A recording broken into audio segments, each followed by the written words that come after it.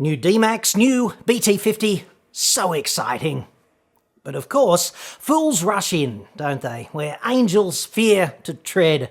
So here's exactly how you can save thousands on these two newly released utes, plus exclusive details of Mazda's new, highly confidential fleet discount program. That's an auto expert exclusive, and they are so gonna hate me for telling you all about it.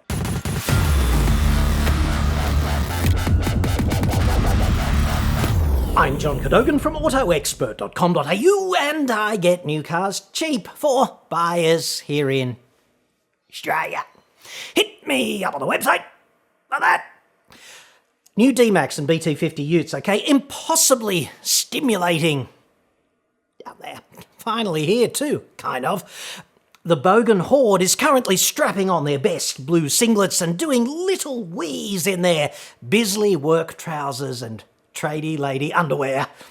Such is the ambient level of excitement when not one but two brand new shitbox utes are deployed after more than a decade of Joan Rivers-inspired facelifts upon facelifts upon facelifts upon facelifts, seemingly without end. G'day John, long time YouTube watcher, first time query. I'm seriously looking at the 2021 Isuzu D-max, and I have found that there are none to be had. It seems that every man and his dog wants one, and I am being told that the delivery date at this stage is January next year.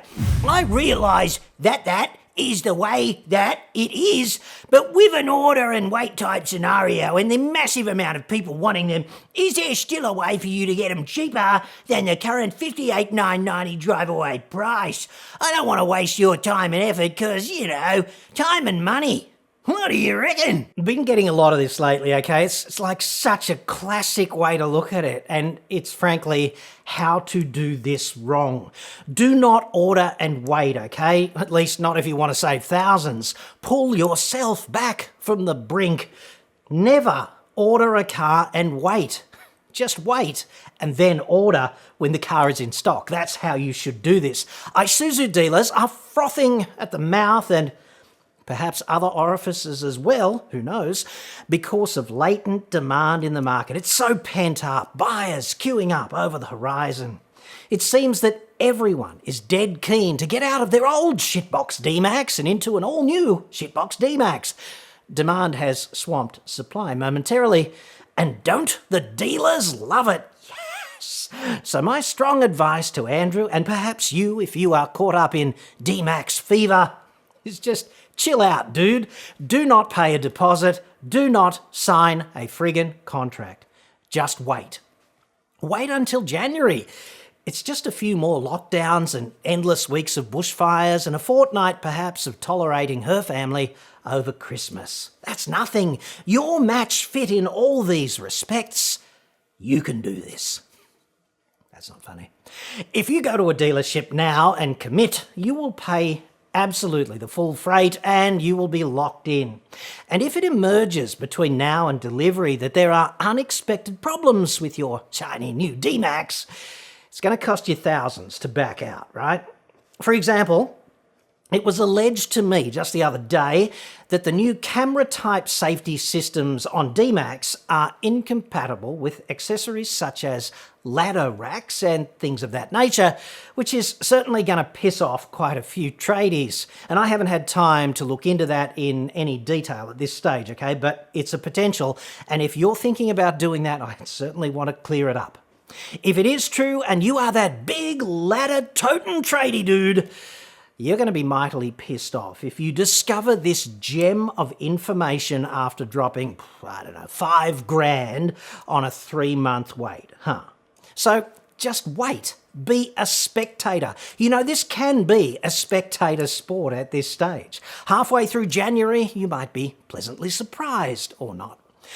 The first wave of D-max delusion might be well and truly over by then, and dealers might have unallocated stock on the showroom floor, which is exactly what you want if you want them to drop their trousers commercially.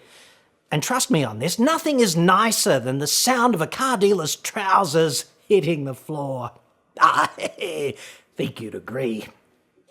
There's no advantage to you, at least not that I can see, to joining the party of imbeciles eager to pay the full freight and lock themselves in at a high price and queue up and wait for several months. This is like a ticket on the express to Lemming friggin' City. And if you do commit, what if you get a call in January advising you that unavoidable production delays have pushed delivery back to February or perhaps March? I don't know why, because there's been a fresh zombie friggin' apocalypse and the borders in Thailand have suddenly closed, or the factory tripped over its wedding vegetables and fell deep into the Marianas Trench, or whatever, okay? Anything can happen. If 2020's proved anything, it's certainly that.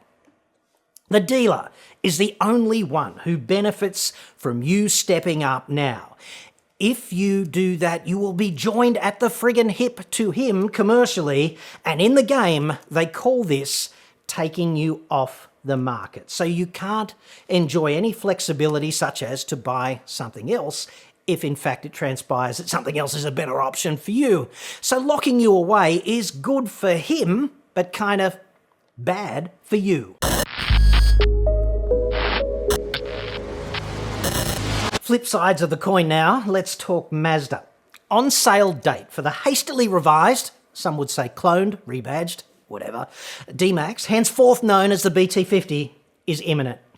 Isuzu actually outsells Mazda on utes, typically, in both 4x4 and 4x2, and the biggest volumes are in 4x4, that's for both brands. I suspect the same demand-swamping supply situation is going to pertain at Mazda, although it will probably be somewhat briefer. Mazda dealers typically don't discount for a few weeks after the launch of a new product, so I'd give it a month or 6 weeks if you want to hear the sweet, sweet, commercially uplifting sound of your Mazda dealer's trousers hitting the tiles in respect of your new BT-50 purchase. It's smart to give it about 6 weeks minimum, okay, before buying any all-new vehicle in case there are bugs with the early production run, as there often are. Interestingly, I have it on excellent authority that Mazda Shitsville, this is the bit they're going to hate me telling you about, is about to launch an official fleet discount program for the very first time. Yes. After watering down and gutting their somewhat bullshit corporate select program just a few months ago, the new fleet program is going to have 3 tiers, okay? Small, large, and big. English second language there, clearly. Small is for businesses with up to 10 Mazdas registered in a business name, so even if this is your first Mazda and you've got an ABN, you can qualify for this. Discounts are modest, like $750 off a 4x2 BT-50 XTR, or, as we call it in the game, the base model Chitois, or $1,350 off the more pimped out 4x4 higher spec utes. Stepping up 1 tier to large, as I understand it, meaning medium if you paid attention at school, is for businesses with 11 or more commercial vehicles in a fleet. Discounts from $3,800 to $5,300 on offer there, depending upon model grade. But even if you're a private buyer, this has some relevance. Keep watching. And the final tier, big, well, unless you're Telstra or BHP, it's kind of irrelevant. But if you are thinking of buying 50 or more BT-50s in one hit, you sick, sick bastard, I think you get to negotiate directly with a wonk at Mazda Shitsville, bypassing the dealer, which is almost as nice as talking to a dealer. However, you're not really going to miss much. The most interesting outtake for ordinary mortals here is this. Mazda is officially prepared to slice $3,800 to $5,300 off the price of a BT-50 as a walk-up start for anyone with an ABN and a fleet. They're still making a profit on those vehicles if they slice $3,800 off the base Chitois and $5,300 off the top of the range. And for you on the showroom floor, buying privately, there's the discount ballpark, okay? Symphony in trouser drop flat, the new BT is essentially you negotiating, call it 4 or 5 grand off the price. Don't listen to any objection from a dealer over this, okay? It's quite reasonable to demand a discount of this magnitude. The clock on the wall at a dealership, just look at it up there if you're ever in doubt. It is perpetually stuck on bullshit o'clock. And the large tier discount structure shows you exactly how big the profit margins on this vehicle really are.